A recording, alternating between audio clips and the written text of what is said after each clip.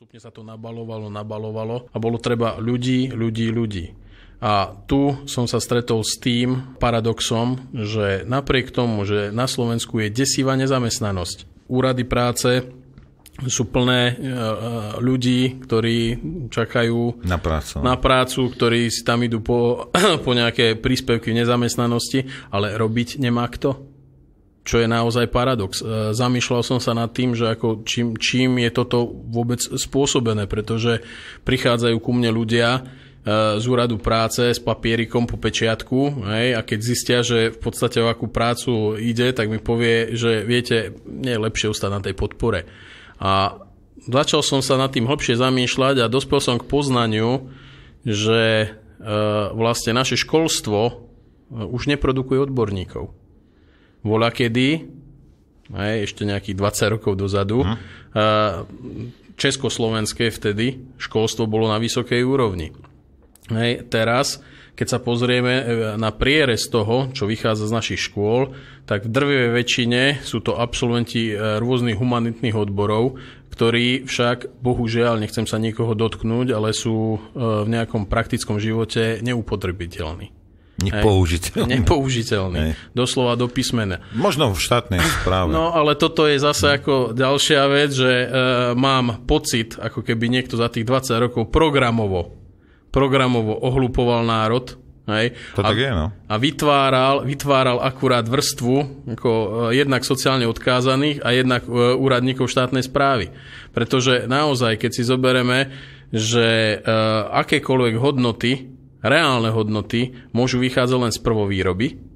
A všetko ostatné, terciálna sféra je len prerozdeľovanie zdrojov a nejaké nabalovanie sa ako na to nejakých úkonov, proste fiat money, peniaze zo vzduchu. Tak vlastne ako tá základná výroba u nás, alebo tá prvovýroba je ako zúfalá. Je u nás niekoľko zahraničných investorov, ktorých dotiahli politici s veľkými fanfárami ako spasiteľov národa, ktorí sem dotiahli nejaké technológie, ale v podstate tie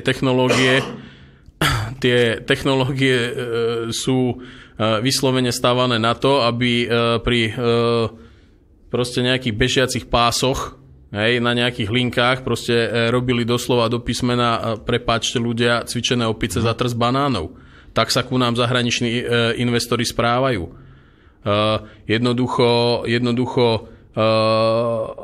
nejaká pridaná hodnota naozaj vzniká len v tej prvovýrobe a vo vývoji. Voľakedy sa s veľkými fanfárami politici rozprávali, že ideme byť znalostná spoločnosť.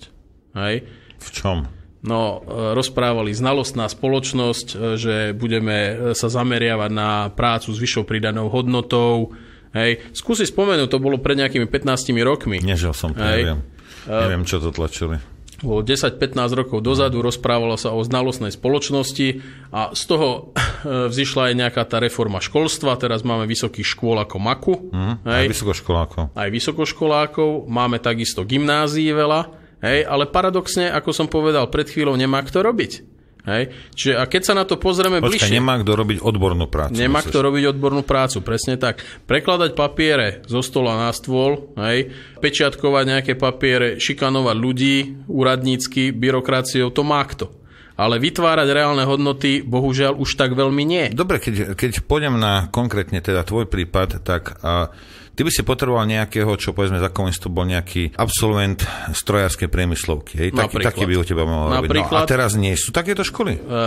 Sú, ale napríklad, čo je tu na Stredné odborné učilište strojárske, odbor mechanik nastavovač, na CNCčka, CNC, Computer Numerical Control, počítačom riadené výrobné technológie, tak do ročníka sa prihlási 7 žiakov. Pretože, ja neviem, rodičia to podľa všetkého považujú za nejakú špinavú podradnú robotu. Pritom CNC operátor v dnešnej dobe je kráľ. Jasne. Je to jedna z najlepšie zarábajúcich profesí mimo manažmentu.